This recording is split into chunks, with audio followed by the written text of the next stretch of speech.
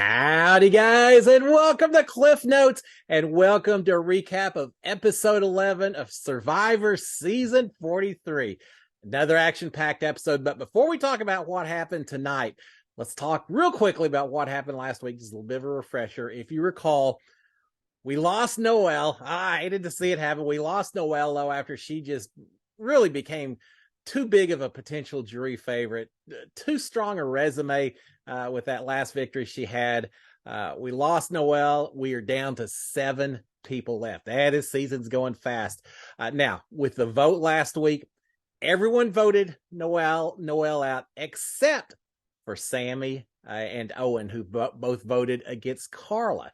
Real curious to see what the repercussions of those 2 votes are going to be this week and going forward. Certainly, Carla may not be real happy with the way those votes went down. So let's talk about what actually happened with tonight's episode. First of all, as is typical, we see everyone coming back from tribal council, the immediate reactions to Noelle being gone and everything else.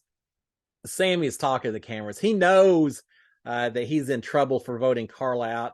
And so he's taking a little different tact. He's actually denying that it was he who cast that vote to send Carla out the door, and it's trying to pin the blame on Gabler a little bit.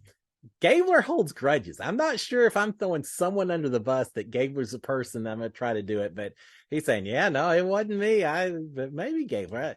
No, it doesn't matter because no one is buying it. No one thinks that Gabler is one of the 2 votes that went against Carla. And so Sammy, realizing what's going on and choosing to not make the situation worse, fesses up, says, "Yeah, look, it was me. Yeah, I voted against you, Carla. Sorry about it." And he tries to explain why he did it, and for the life of me, I can't follow. I don't know exactly what Sammy's doing. He's saying something about the fact that he knew she had an idol, which I think has caught her attention because I'm not sure she realizes that others know about that. But he's saying, you had an idol. I thought because of that, votes would be split, and that no matter how I voted, Noelle would be going home anyway, so it was going to be okay, and it was protection. And I don't quite follow that, because if I'm Carla, all I'm thinking is, I don't care what explanation you're given.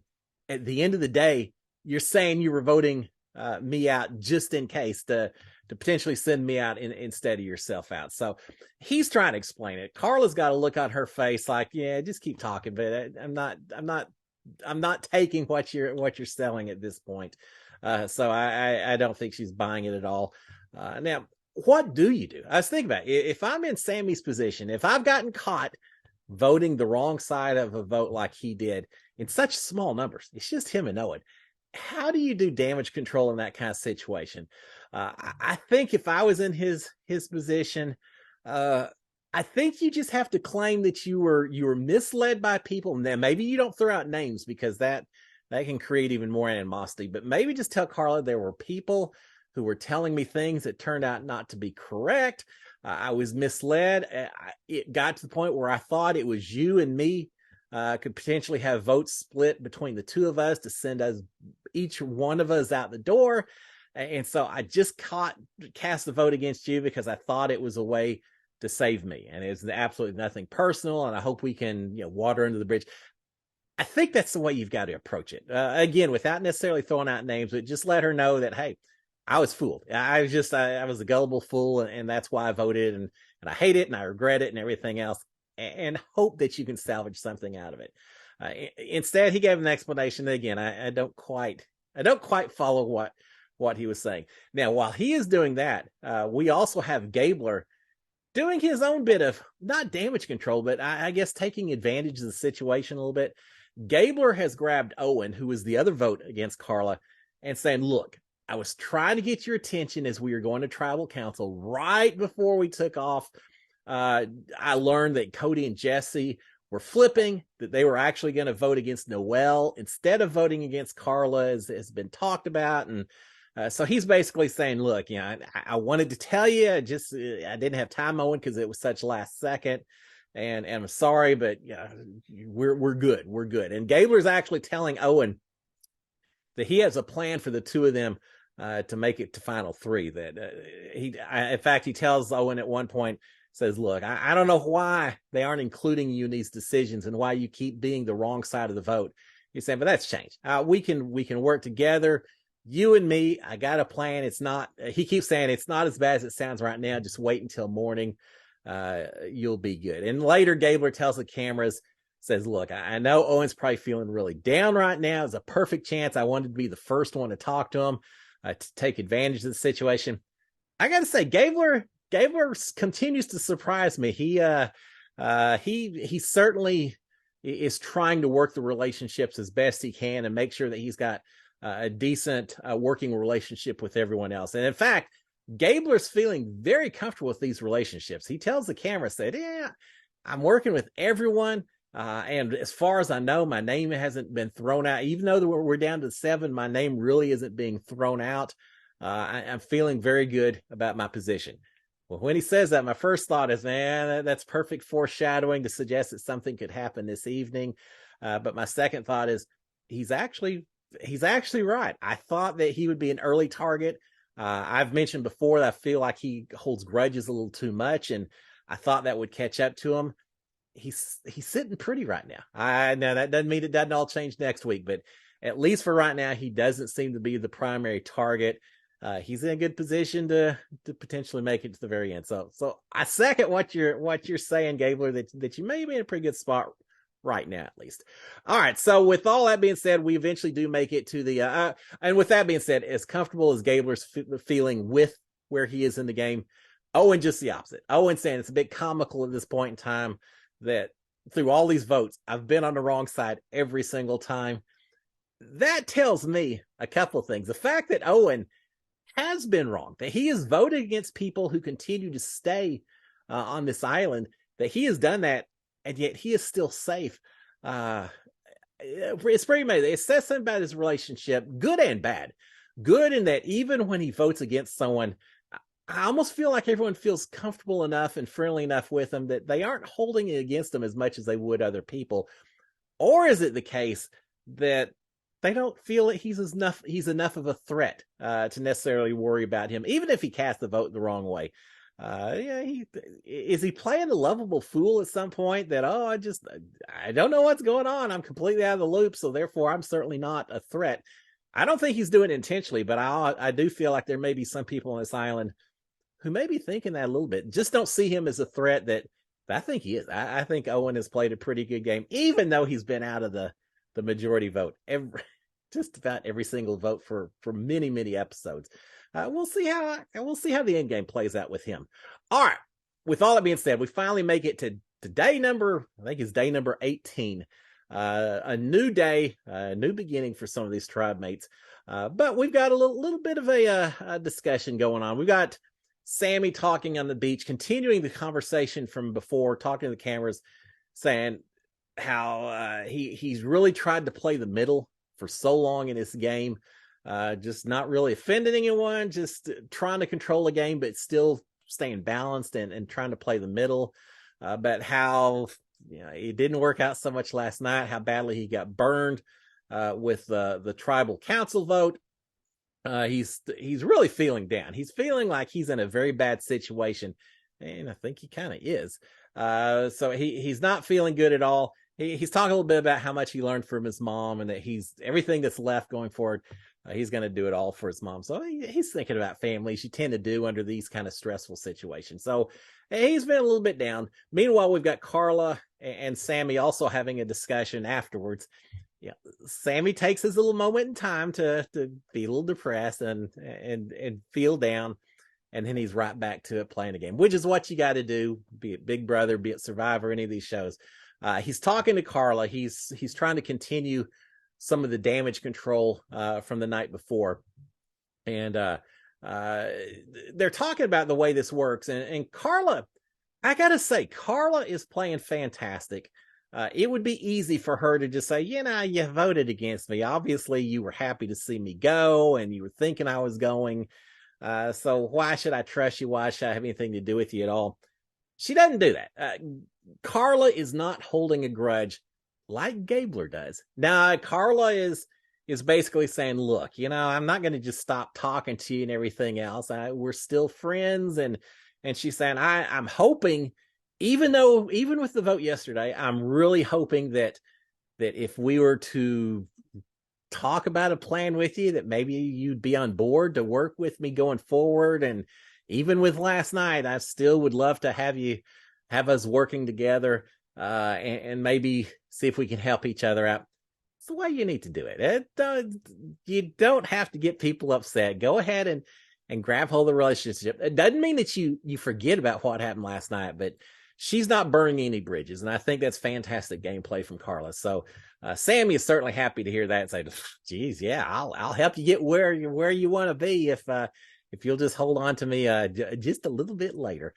So we got that. Now Carla, following up, saying how much she's willing to work with him, she wants a little payment in return. She's saying, look, as part of us working together, can you tell me who is the first person to mention my name as a target to go home? Who do I need to worry about? And Sammy tells her, says, well, it kind of was Cassidy. Cassidy and myself both kind of mutually threw your name out there. Cassidy is on board with it, which wasn't true. Is not true. And remember, Carla and Cassidy are pretty tight. They're the last two women on the island. They've been fairly tight with each other. They're both on the original Blue Cocoa tribe, right? I think that's the one they're on. So they've been tight with each other. If I'm Sammy, if I'm throwing someone under the bus, I'm not sure if it's Cassidy, but he's trying to create as much chaos as he can, and that I understand that particular strategy. Get someone and make them think that they can't trust anyone, and if that's the case, maybe they'll trust you a little bit more. So Sammy is saying, no, it was Cassidy actually was the first one to throw out your name. Now, if I recall, it was actually Owen who, while they were having their feast last week, proposed that maybe they do a 3-3 split between Cassidy and Carla, with the idea of getting one or the other out the door. So yeah, Owen more so than Cassidy, but Cassidy's getting the blame from Sammy on this. But with that being said, Carla, she seems to be believing what Sammy's saying, and I think one of the reasons is because Sammy had mentioned to her about the night before, saying, well, you had an idol, so there was talk about splitting votes and all of that. Well, as far as Carla knows, the only person she told about having an idol was Cassidy. And I don't think she's aware that it seems like it's pretty common knowledge amongst a lot of people that she's got an idol. She's thinking that the only way that Sammy could have known that was if Cassidy told him. And therefore, she already maybe is a little paranoid, a little less trusting of Cassidy. So when Sammy tells her this news, it's that much easier for her to believe. So unfortunately for Carla, unfortunately for Cassidy, she seems to believe what Sammy is telling her, that Cassidy is maybe trying to get Carla out at this point in time. But right after that on the beach, we do have Cassidy talking to Carla. And funny they should have this discussion, because Cassidy is saying, look, Sammy's on the bottom. He's absolutely the very bottom. He knows that he's on the bottom. Because of that, I'm afraid he's going to try to create some mistrust between you and I. And I just want to get ahead of that. Well, too late. He's already had the discussions. But she said, I want to get ahead of that and just let you know I'm on board with you. I hope you trust me because I trust you. And Carla says yes, but you can tell in her tone and her voice that maybe that trust isn't quite what Cassidy thinks it is. In fact, she says at one point to Cassidy, says, you're the only person I've told about this idol. I hope that stays secret. And Cassidy said, oh yeah, I'm not telling anyone. Well, meanwhile, Carla already knows that Sammy knows, and so she's blaming it on Cassidy. Not a good situation. And Carla takes just a pause or two longer than she needs to when she comes back and tells Cassidy that she trusts her and she wants to work with her, and she wants it to be two women at the final two. Instead of just immediately saying, oh yeah, me too. She sits there for just a second and then answers, and Cassidy has a little bit of concern as well. They're the only two ladies left. You would think that they maybe would be continue to work together for at least a little bit longer, just for that reason alone. We'll see what happens. So with all the finger pointing going on around this tribe right now, of course, we're going to get an extra little twist thrown in. And twist consists of a boat showing up on the shoreline. And I can't remember who it is. Someone points out that, oh, it's Gabler. Says, yeah, last time a boat showed up, my whole gameplay changed. That's when he went out to the island and he got his little temporary idol and all that. So he says, yeah, every time a boat comes, something special is going on. Well, no different here. The boat shows up with a message. Turns out the message says that there is an advantage hiding somewhere on the island, somewhere out in the jungle, I think is what they say. Somewhere in the jungle is an advantage that anyone and everyone on this tribe needs. Well, we've seen all season long, no one can really sneak away and look for idols without getting blamed and paranoia from everyone else on the tribe. I don't know if this season we have fewer people that are looking for idols or production has just not shown it as much. Be it advantages, idols, I just don't feel like it's been as much of a focus on the gameplay. Now, there's a lot of advantages out there, but in terms of people sneaking off on their own, I don't know that we've seen quite as much of it. But this time, it doesn't matter. Everyone's told at the same time. If everyone's looking for an advantage, you can't blame anyone, right? Yeah, they're all equally guilty. So they're all looking for this advantage. As Gabler says, it's like looking for a needle in a hayfield. It does seem like you could look forever on this thing, which it seems like they kind of do in this case. Production had a blast. The cameraman had a blast. The advantage was actually tacked up to a tree, about eye level, shoulder level or so. They've got more shots in this episode of people walking right by that idol, leaning up against a tree where this idol is attached, of talking while the thing is right behind their heads and everything.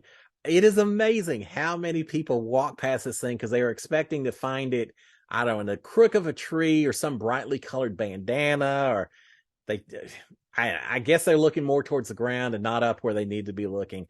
So it was quite the comedy watching that. But eventually, Cody, while he's pretty much sitting there staring at the tree itself, notices it right in the middle of a conversation, I think, with Gabler.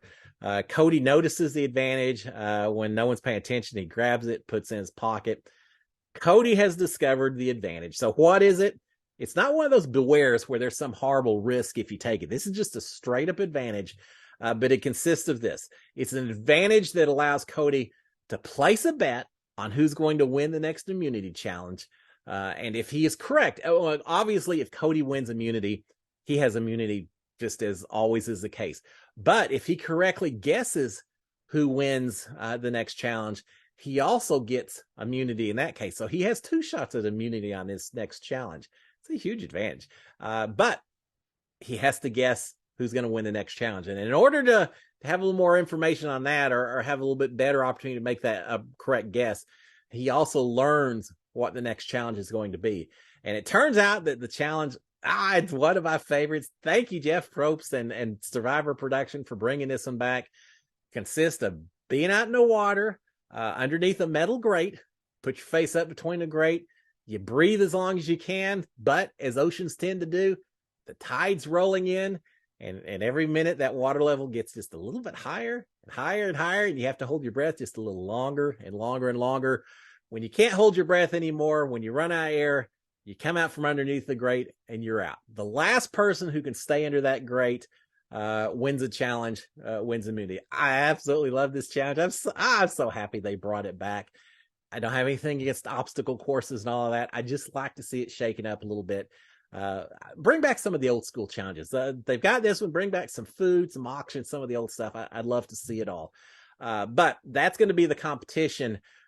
Cody has to make his decision on who it's going to be, but the votes aren't, or who he picked isn't going to be revealed until after votes have already been cast at tribal council. So it's quite the advantage. So who do you pick? If you're sitting there in Cody's position, who do you pick as your champion to win this challenge?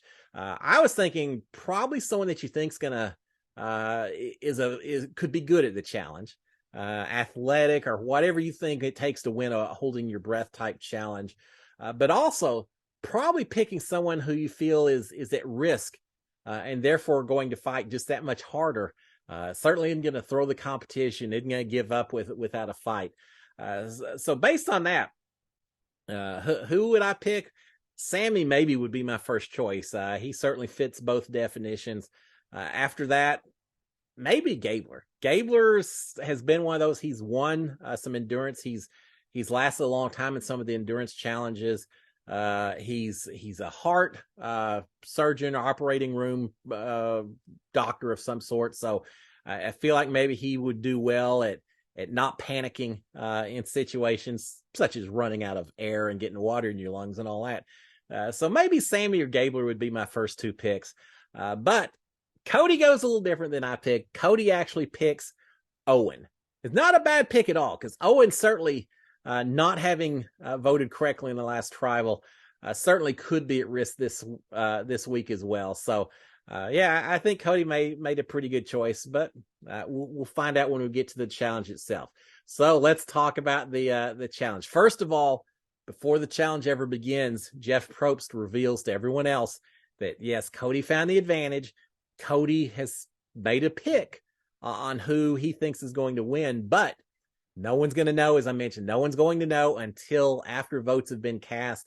At that point, Jeff will reveal whether Cody's pick was correct or not.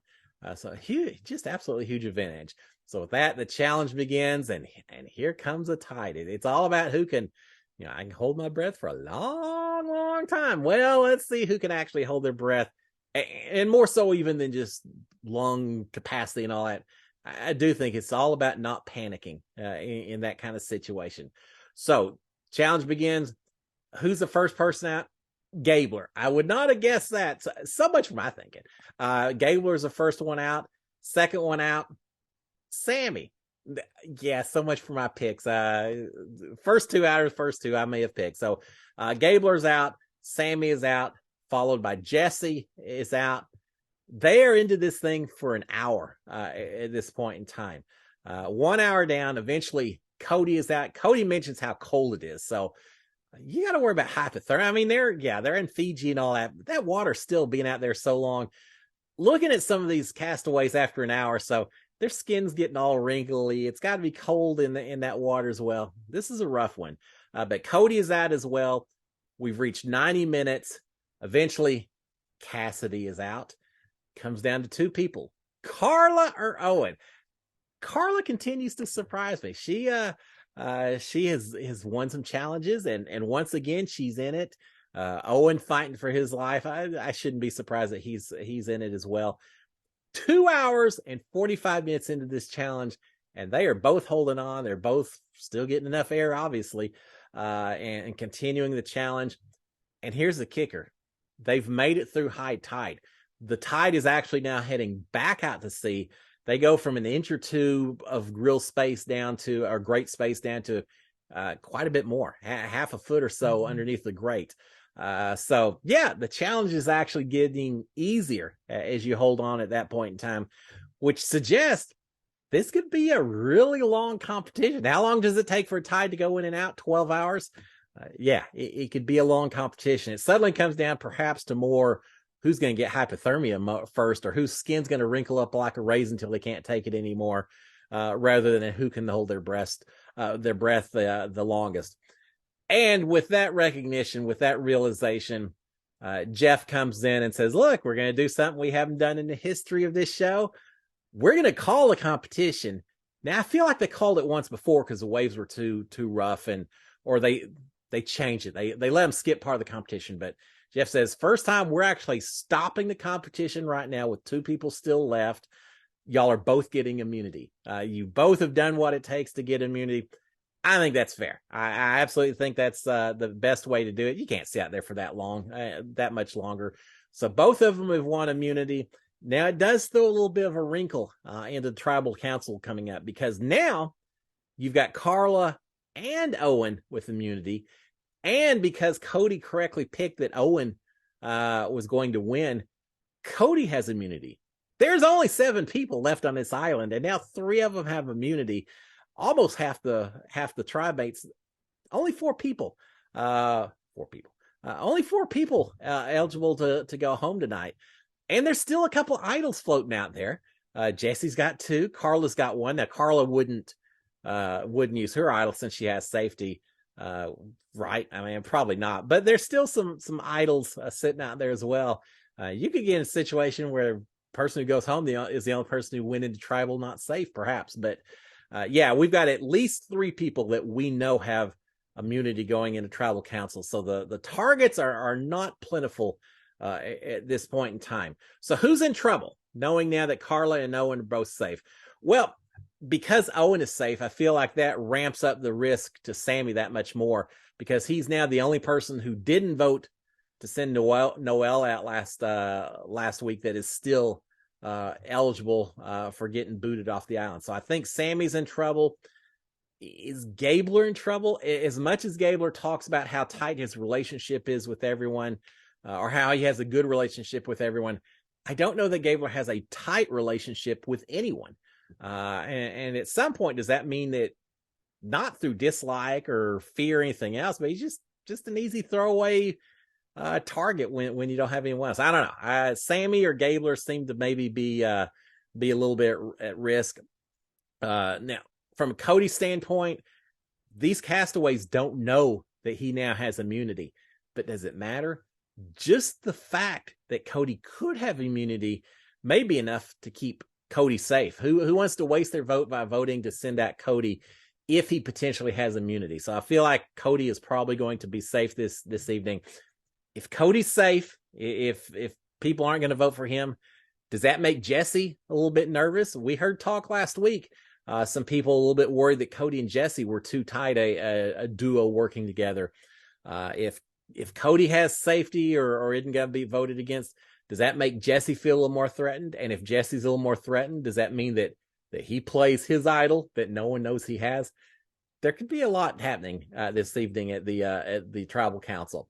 All right, so with that being said, let's talk about the strategy and the conspiring that takes place before they get to visit Jeff this evening. We've got Cassidy and Carla talking about what they're going to do. Cassidy is saying it seems like the easy vote is just to go ahead and get out Sammy at this point in time. He's a threat. He voted against you, Carla. Isn't that the easy? And Carla's saying, yeah, no, that's probably the easy way to go, and I'm on board with that. But then Carla tells us, the viewers, that she's actually thinking that Cassidy maybe needs to go. And it seems like the main reason is this distrust that Sammy brought up. And Carla's fear that Cassidy is the only person that knows that she has an idol.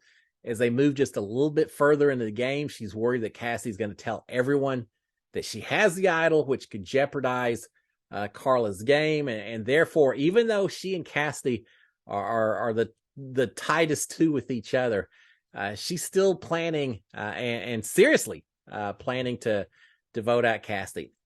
Yeah, I got to say, when there's only 7 people left, having someone that hopefully you can trust is probably much stronger than the threat of them revealing information, which, as we know, a lot of people know already. So I'm not sure getting Cassidy out is necessarily in Carla's best to her best advantage.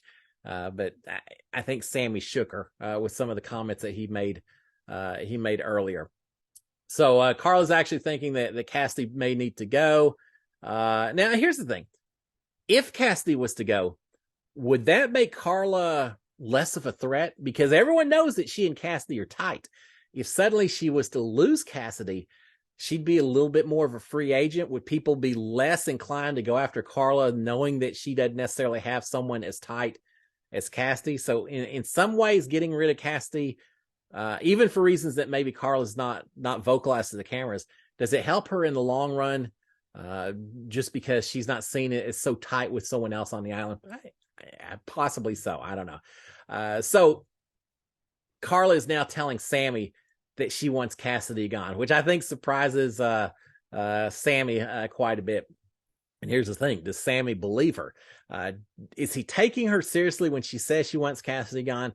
Or is he thinking that, well, she's just telling me that so that I'll feel comfortable going into tribal, so I won't play my shot in the dark, and then it'll be me anyway?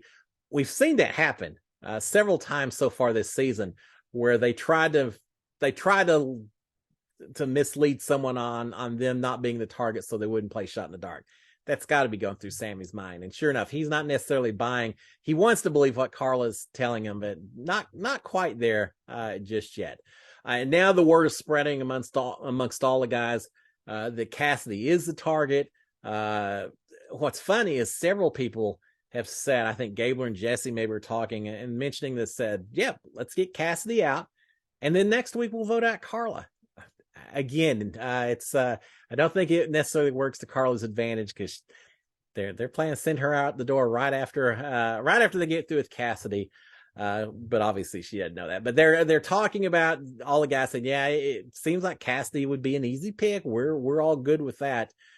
But Jesse's playing a good game. Jesse's worried that yes, Carla's been tight with Cassidy. The fact that Carla is willing to get rid of Cassidy worries Jesse. He's saying, if she's so willing to boot out Cassidy, then maybe they are no longer as tight as I thought they were. And he's worried that Carla actually is starting to shift her tightest connection to away from Cassidy and more towards Sammy, which worries him. He thinks that Sammy may be a bigger in-game threat than Cassidy, especially that we saw that Sammy can make fire easily. So a fire-making challenge, no one wants to go against Sammy. So Jesse's actually thinking that Carla's still going to have a connection somewhere, and he would rather it be Cassidy as opposed to Sammy. So Jesse's starting to spin this idea of maybe, even though getting Cassidy out may be the easy choice, maybe it's time to go ahead and get Sammy out the door instead, while we still have the opportunity. So he's telling Owen his concern, this idea that maybe Sammy should go, no matter, even though everyone else is saying Cassidy. And he comes up with a pretty good plan. He says, look, let's go ahead and let Carla vote. I think that everyone's voting out Cassidy. Let her vote out Cassidy. We'll all vote out Sammy. And that way we've gotten out this big threat in Sammy. And now we've got Carla and Cassidy going after each other because Carla voted against Cassidy. Cassidy will be mad. That connection's all gone. So we'll get them fired up against each other. And at the same time, we've now achieved our goal of getting out Sammy. I think that's a great idea. Jesse's thinking outside the box. But the thing is, does Owen trust Jesse with this game plan? Owen's been on the wrong side of the vote. He's been misled multiple times this season. Is this a situation? And in fact, he mentions that Jesse himself has been responsible for misleading Owen in previous tribals. So is Owen buying that the decision now is to actually send out Sammy, or is he just getting burned again? It's hard. How do you trust anyone when you play the game of Survivor? So Jesse's talking about that option. He mentions it to Cody. But Cody's really saying, yeah, I get it. I see where you're at, but I really want Cassidy gone. I think Cassidy'd come after me, and I think I want Cassidy gone. So going into the tribal, we really don't know which direction this vote's going to go. Certainly, it seems like Sammy or Cassidy are the primary targets themselves, or the targets for the evening. All right, let's talk about tribal council, wrap this thing up. First of all, Jeff has a little discussion about Survivor's all about high tides and low tides, and you've got to ride out the high tides, and you've got to survive the waves pushing you back and forth, good and bad and everything. A little bit of a stretch try to get all the challenge worked into the conversation, but they talk a little bit about that. I thought the most interesting part of this whole pre-tribal vote was Sammy. He's basically promoting the idea that he can still help others survive if for those who want to work with him. He goes back to kind of a sports analogy, saying, I'm the guy that may be at the end of his career, but do you want to get rid of me because I'm at the end of the career, or do you think you can get a few more games out of me that I can help contribute? I think he's probably pitching to everyone, but especially to Carla. Carried on from the conversation at the very beginning of the episode of saying, look, I'll help you get where you want to go if you'll just keep me a little bit longer. So Sammy knows he's in trouble. He's saying that I can help the right people if you just keep me on board. But beyond that, Sammy also mentions to everyone else, says, look, I'm going to play my shot in the dark. Just because you don't know for certain, I'm going to play my shot in the dark. I think it's smart to do it. Go ahead and let people know that you're taking that chance. Because maybe they're just a little less inclined to vote for you, knowing that you may have safety. Why not throw it out there? Now, why not is because it's made a few other people not mad, just a little peeved, I suppose, that he's willing to throw away his vote. Carl in particular says, I'm a little disappointed to hear that. that, you know, he obviously doesn't trust people if he's taking a shot in the dark.